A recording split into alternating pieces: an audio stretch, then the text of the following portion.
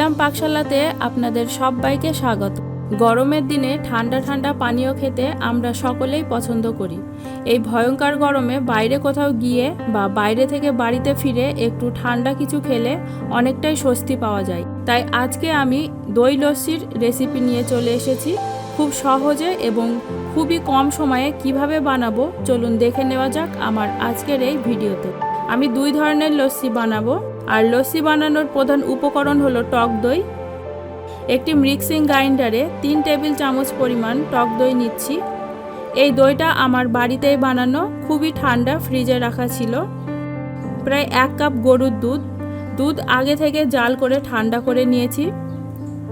এখানে আমি গরুর দুধ ব্যবহার করলাম, আপনারা গুঁড়ো দুধ ব্যবহার করতেও পারেন। 3 টুকরো আইস, 2 চামচ চিনি দিয়ে গ্রাইন্ড করে নেব।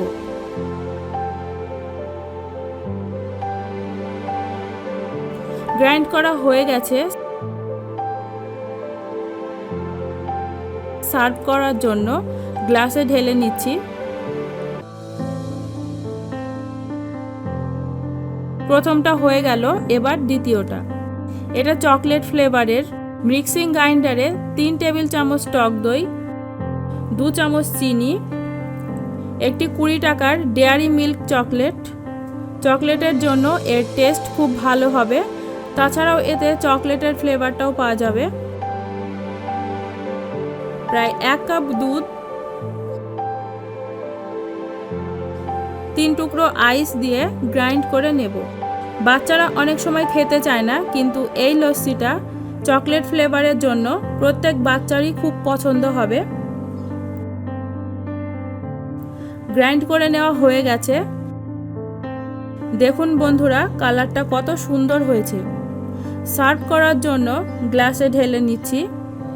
হয়ে গেল আমার খুব সহজভাবে 2 ধরনের লস্যি।